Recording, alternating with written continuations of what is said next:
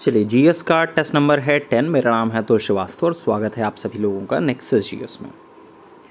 UP PCS prelims के लिए ये लगातार टेस्ट सीरीज चलाई जा रही है और उसी में भाग 10वां है आज ये।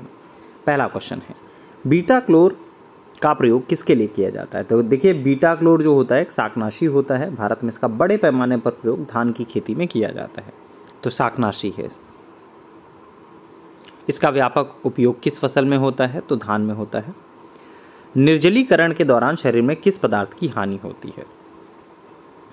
देखिए, जब शरीर में निर्जलीकरण होता है तो सोडियम क्लोराइड या सामान्य नमक सामान्य रूप से शरीर से लुप्त हो जाता है। तो सोडियम क्लोराइड ऑप्शन में है, ऑब्वियस सी बात है, ये सही हो गया। अगर यहाँ पे साधारण या सामान्य नमक लिखा होता तब भी सही हो जाता।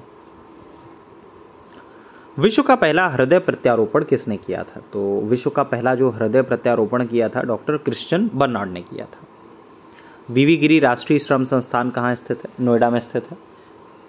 सेंट्रल ड्रग रिसर्च इंस्टीट्यूट कहाँ स्थित है? लखनऊ में स्थित है। इसको CDRI भी लिखा जाता है, ये आपको याद होना चाहिए कि सेंट्रल ड्रग रिसर्च इंस्टीट्यूट आ जाए या CDRI आ जाए, दोनों का आंसर लखनऊ है, दोनों सेम चीज़ है। एक बार Central Drug Research Institute UP commission द्वारा पूछा गया है, एक बार CDRI पूछा गया है, ठीक है। 2-3 बार आपका ये पूछा जा चुका है, तो आपको पता होना चाहिए सेंट्रल ड्रग रिसर्च इंस्टीट्यूट कहाँ है? लखनऊ में। सेंट्रल लेप्रोसी इंस्टीट्यूट कहाँ है? तो आगरा में स्थित है। इवन इसका नाम अगर हम लोग बात करें तो central Zalima institute for leprosy है। Central institute for research on cattle कहाँ पे है? तो रिसर्च ऑन कैटल जो है वो आपका मेरठ में स्थित है। मोतीलाल नेहरू राष्ट्रीय प्रौद्योगिकी संस्थान कहाँ पे स्थित है? तो ये आपका प्रयागराज में स्थित है। नेशनल शुगर इंस्टीट्यूट कहाँ स्थित है? तो Indian institute of sugar technology या फिर नेशनल शुगर इंस्टीट्यूट, दोनों सेम है, कानपुर में स्थित है। भारतीय दलहन अनुसंधान संस्थान कहाँ स्थित है? देखिए, जब आप SDM बनेंगे तो SDM बनने के बाद आपको भारतीय दलहन अनुसंधान संस्थान भी ले जाया जाएगा। उपाम में ट्रेनिंग जब होती है SDM की, तो ट्रेनिंग के दौरान कई जगह पे दर्शन के लिए या फिर इधर उधर घुमाने के लिए ले जाते हैं, तो वहाँ पे एक जगह है जो है वो भारतीय दलहन अनुसंधान संस्थान भी हैं। जब आप सेलेक्ट होते हैं उसके बाद आपको ले जाया जाता है। आपकी जो SDM की जो ट्रेनिंग होती है वो तो आपका उपाम में होती है, लखनऊ में स्थल है। आई थिंक सभी लोग जो तैयारी करते हैं उपाम का नाम बहुत अच्छे से जानते होंगे। तो भारतीय दलहन अनुसंधान संस्थान कहाँ पे स्थित है? ये आपका कानपुर में स्थित है। भारतीय सब्जी अनुसंधान संस्थान कहाँ पे स्थित है? तो ये आपका महादेव की नगरी में है, मतलब वाराणसी में स्थित है। यूपी पीसीएस प्री 2025 के लिए नया बैच 28 जुलाई 2025 से रनिंग है। आप इस बैच की सारी जानकारी हमारे व्हाट्सअप नंबर 7080540001 से प्राप्त कर सकते हैं। इस बैच में वो सारी चीज़ें कवर अप कराई जाएंगी जो कराई जा रही हैं। इवन जो चीज़ें यूपी पीसीएस प्रीलिम्स 2025 के लिए इंपॉर्टेंट है, 12 अक्टूबर 2025 को जो एग्जामिनेशन है उसके लिए जो सबसे ज़्यादा ज़रूरी चीज़ें हैं वो सारी की सारी चीज़ें इसमें कराई जा रही हैं। और डे वाइज क्लासेस चलती हैं, ठीक है। दिन में आपका 90 मिनट की टोटल क्लासेस होती हैं, उसका PDF प्रोवाइड कर दिया जाता है। और इसके अलावा सप्ताह में जो भी चीज़ें आप लोगों ने पढ़ी हैं उसका एक वीक टेस्ट होता है, जिससे कि आप टेस्ट के माध्यम से भी अपना एक खुद को जांच सके कि आपके कितने मार्क्स आ रहे हैं। सप्ताह में जो चीज़ें पढ़ाई गई उसमें से आप कितना गेन कर पा रहे हैं, ठीक है। और 1 to 1 सभी लोगों के ऊपर फोकस होता है। सभी लोगों के टेस्ट के रिकॉर्ड लिए जाते हैं, कौन कितना मार्क्स पाया है, और उसके बाद रिजल्ट अनाउंसमेंट होता है। रिजल्ट का अनाउंसमेंट तो यूट्यूब और फेसबुक पे ही किया जाता है। नेक्सस जीएस जो है वो 2015 से चल रही है और नेक्सस जीएस के फेसबुक चैनल पर बहुत सारे पेज भी अपलोड किए जाते हैं। PDF के फॉर्मेट में नहीं किए जाते हैं क्योंकि PDF वहाँ पे अपलोड नहीं हो सकती। सारे PDF नेक्सस जीएस के टेलीग्राम चैनल पर अपलोड कर दिए जाते हैं। टेलीग्राम ग्रुप का जो लिंक है nexus GS bye Atul sir, आप ये सर्च करोगे टेलीग्राम पे तो आपको बहुत ईजिली मिल जाएगा। 20,000 प्लस बच्चे जो है वो आपका पहले से ही इनरोल्ड है। चलिए, भारतीय गन्ना अनुसंधान संस्थान कहाँ स्थित है? तो ये आपका लखनऊ में स्थित है। मानसिक रूप से विकलांग हेतु राष्ट्रीय संस्थान कहाँ पे स्थित है? तो हैदराबाद में है। टेट्राप्लेजिया क्या है? देखिए, टेट्राप्लेजिया को ट्रिप्लेपेजिया भी कहते हैं। बीमारी गंभीर चोट के परिणाम स्वरूप होती है और इससे मनुष्य के हाथ, पैर और धड़ सभी जगह पे आपका पक्षाघात हो जाता है। तो पक्षाघात की एक गंभीर स्थिति है ये। खट्टे दूध में कौन सा अम्ल पाया जाता है? तो लैक्टिक एसिड पाया जाता है। माउंट निमन किस खनिज के लिए फेमस है? तो लौह एस के लिए फेमस है। किंटा घाटी के बारे में बात करें तो किंटा घाटी किस खनिज के लिए फेमस है? तो टिन उत्पादन के लिए फेमस है। किंटा घाटी है कहाँ पे, ये अगर बात करें तो मलेशिया में स्थित है। राष्ट्रपति भवन का डिज़ाइन किसने किया था? तो राष्ट्रपति भवन का जो डिज़ाइन है एडविन ल्यूटिनियस ने किया था। मेंस में पूछा गया था, मुझे लग रहा है 2016 का मेंस था पीसीएस वाला, उसमें पूछा गया था ये। वीवी गिरी का संबंध किस आंदोलन से था? तो भारत के चौथे राष्ट्रपति हैं वीवी गिरी साहब, इनका ट्रेड यूनियन आंदोलन से संबंध रहा है। डॉक्टर सर्वपल्ली राधाकृष्णन साहब को किस रूप में जाना जाता है? तो भारत के दूसरे राष्ट्रपति हैं डॉक्टर सर्वपल्ली राधाकृष्णन साहब, इनको दार्शनिक राजा के रूप में या दार्शनिक शासक के रूप में जाना जाता है, दार्शनिक शासक। राज्यसभा का अध्यक्ष कौन होता है? उपराष्ट्रपति होते हैं राज्यसभा के अध्यक्ष, और धनखड़ साहब ने इस्तीफा दे दिया है।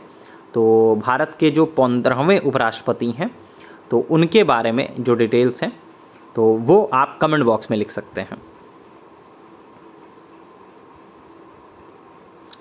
अविश्वास प्रस्ताव के लिए कितने सदस्यों की आवश्यकता होती है? तो अविश्वास प्रस्ताव के लिए कितने सदस्यों की आवश्यकता होती है? मंत्रिपरिषद के विरुद्ध अविश्वास प्रस्ताव लाने के लिए लोकसभा के सदस्यों की जो संख्या है कम से कम 50 होनी चाहिए। देखिए, जब आपका वीडियो ये रिकॉर्ड किया जा रहा है तो वर्तमान में इस समय पे उपराष्ट्रपति का चयन अभी नहीं किया गया है, ठीक है। तो जो 15वें उपराष्ट्रपति होंगे उनका कमेंट बॉक्स में आप नाम लिख सकते हैं जब भी आप ये वीडियो देखेंगे। अविश्वास प्रस्ताव लाने के लिए कितने सदस्यों की आवश्यकता होती है? तो अविश्वास प्रस्ताव लाने के लिए कम से कम 50 सदस्यों का होना आवश्यक होता है।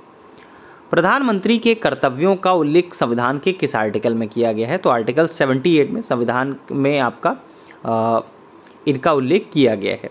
देखिए, इसके बारे में प्रधानमंत्री साहब के बारे में डिटेलिंग में अगर हम लोग बात करें तो 74, 75 और 78 ये प्रधानमंत्री के पद और उसके कर्तव्यों का उल्लेख करता है।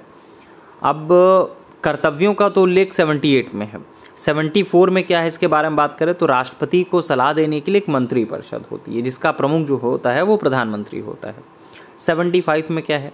प्रधानमंत्री की जो नियुक्ति होती है वो राष्ट्रपति के द्वारा की जाती है और अन्य मंत्रियों की नियुक्ति प्रधानमंत्री की सलाह पर राष्ट्रपति द्वारा की जाती है। क्वेश्चन यहाँ पे पूछ रहा है प्रधानमंत्री के कर्तव्यों का उल्लेख संविधान के किस आर्टिकल में है? तो 78 में है। आर्टिकल 51 गा जो है वो किससे संबंधित है? तो 51 गा जो संबंधित है वो आपका अंतर्राष्ट्रीय विधि के प्रति आदर से संबंधित है। नेक्स्ट, आर्टिकल 51 का छा किससे संबंधित है? तो आपका जानवरों के प्रति दया से संबंधित है। अच्छा बताइएगा कि सीएजी जो है, कंट्रोलर एंड ऑडिटर जनरल, ये आपका संविधान के कौन से आर्टिकल के तहत आता है? ये आपको बताना है कि संविधान के किस आर्टिकल में कंट्रोलर एंड ऑडिटर जनरल के बारे में, सीएजी के बारे में बताई गई हैं बातें। अभी इसमें क्वेश्चन नहीं था लेकिन मैंने पूछ लिया ऐसे ही। आर्टिकल 50 किससे संबंधित है? तो न्यायपालिका व कार्यपालिका के पृथक्करण से। आर्टिकल 109 के बारे में बात करें तो 109 जो है धन विधेयक राज्यसभा में पुनः स्थापित नहीं किया जा सकता है। सेकेंड ऑप्शन सही हो जाएगा। आर्टिकल 110, तो 110 जो है धन विधेयक की परिभाषा से रिलेटेड है। 111 जो है वो आपका विधेयकों पर अनुमति से संबंधित है। भारत के संविधान में बजट का क्या उल्लेख है? देखिए, बजट शब्द का तो कहीं पे उल्लेख है ही नहीं। आर्टिकल जो 112 है उसके अंतर्गत वार्षिक वित्तीय विवरण शब्द का उल्लेख किया गया है। तो भारत के संविधान में बजट का क्या उल्लेख है? वार्षिक वित्तीय विवरण। तो यहाँ पे क्वेश्चन अगर इस तरह से ना पूछ करके ये पूछा जाता है कि संविधान में बजट शब्द का उल्लेख किस जगह पे किया गया है, तो कहीं पे भी नहीं किया गया है। आर्टिकल जो 112 है उसके अंतर्गत वार्षिक वित्तीय विवरण शब्द का उल्लेख किया गया है। क्या आर्टिकल 265 क्या है? तो आर्टिकल 265 में कहा गया है कि कोई कर विधि के प्राधिकार से ही अधिरोपित या संग्रहित किया जा सकता है, अन्यथा नहीं किया जा सकता है। तो कर का विधि द्वारा संग्रह। इम्फाल बेसिन किस प्रकार का मैदान है? तो इम्फाल बेसिन जो है वो सरोवरी मैदान है। अच्छा बताइएगा, अभी ये स्टेट जो है बहुत ज़्यादा चर्चा में भी रहा था। किस स्टेट की बात है? इम्फाल बेसिन जो है वो आपका किस स्टेट में है? अभी बहुत ज़्यादा चर्चा में है। पिछले 2 साल से तो कम से कम है ही, 2-3 साल मान लीजिए कि बहुत ज़्यादा चर्चा में चल रहा है। तो इम्फाल बेसिन किस प्रकार का मैदान है? सरोवरी मैदान है, ये आपको पता चल गया। इम्फाल बेसिन किस स्टेट में है, ये आप कमेंट बॉक्स में बताना है।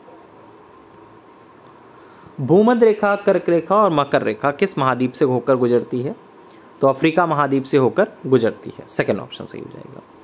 तो इसका जो पीडीएफ है वो हमारी पेड क्लासेस में प्रोवाइड कर दिया जाता है डेली वाइज। जैसे ये टेस्ट आपका कंप्लीट होता है उसके बाद ही आपका पूरा का पूरा जो पीडीएफ है वो आपका ग्रुप पर ही अपलोड कर दिया जाता है। इसी प्रकार से आपका पूरा का पूरा पीडीएफ जो है वो दिया जाता है, जिससे आप याद कर सकें, जो क्वेश्चन आपके गलत हो रहे हैं उसको आप याद कर सकें, क्योंकि सारे के सारे प्रश्न जो है वो महत्वपूर्ण है। एक भी प्रश्न ऐसा नहीं है जो आउट ऑफ द लीक है, और सारे के सारे क्वेश्चन वही हैं जो एग्जामिनेशन ओरिएंटेड हैं, और ये आपको आने ही चाहिए किसी भी कंडीशन में।